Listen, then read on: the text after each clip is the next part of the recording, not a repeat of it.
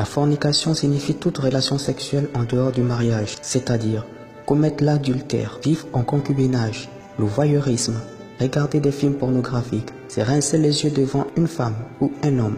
L'homosexualité. Dieu punit très sévèrement ce péché de la fornication par la mort si on ne se répand pas. Par exemple, il a détruit le monde entier au temps de Noé à cause de la débauche sexuelle, ainsi que les hommes du temps de Lot. Tous ceux qui commettent la fornication risquent de finir dans les flammes de l'enfer et les temps de feu. Numéro 2. L'idolâtrie. L'idolâtrie se définit comme le fait de rendre un culte à une divinité autre que le Seigneur Jésus-Christ. Il peut s'agir de l'adoration d'une statue, d'une photo, d'une représentation quelconque d'un dieu ou même d'une célébrité. La Bible dit que les idolâtres n'entreront point dans le royaume de Dieu.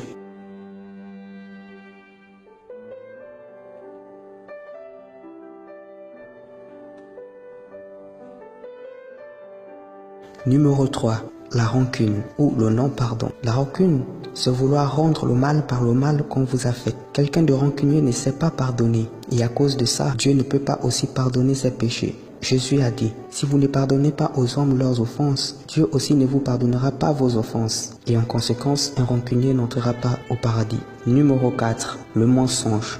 Le mensonge est l'un des premiers péchés qui ait existé après la création du monde. C'est grâce au mensonge que le diable a pu entraîner le tiers des anges avec lui dans la rébellion et pousser Adam et Ève dans le péché. Jésus a dit que le diable est le père du mensonge. Et donc, ceux qui pratiquent le mensonge ont pour père Satan. Le blasphème contre le Saint-Esprit. Nous trouvons ce péché dans Matthieu 12 au verset 31.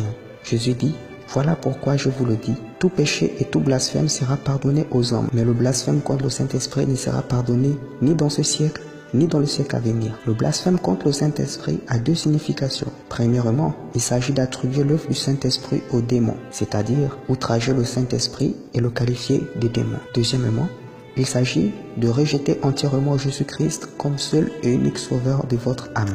Numéro 6. L'orgueil. L'orgueil est le premier péché qui anima le diable dans la rébellion. C'est un péché qui va vous pousser à toujours vouloir vous placer au-dessus des autres. L'orgueil est un péché qui vous rendra hautain, imbu de vous-même. La Bible dit que Dieu résiste aux orgueilleux, mais il fait grâce aux humbles. Un orgueilleux ne pourra pas trouver la grâce de Dieu. Numéro 7. Le meurtre. Le meurtre signifie ôter la vie à un être humain. Mais au-delà de cela, Jésus-Christ a dit que celui qui n'aime pas son frère a déjà commis un meurtre. Ou celui qui traite son frère de imbécile ou de raca mérite d'être brûlé par les flammes de l'enfer. Si vous n'aimez pas votre prochain, vous êtes un meurtrier. Et la Bible dit qu'un meurtrier n'a pas la vie éternelle.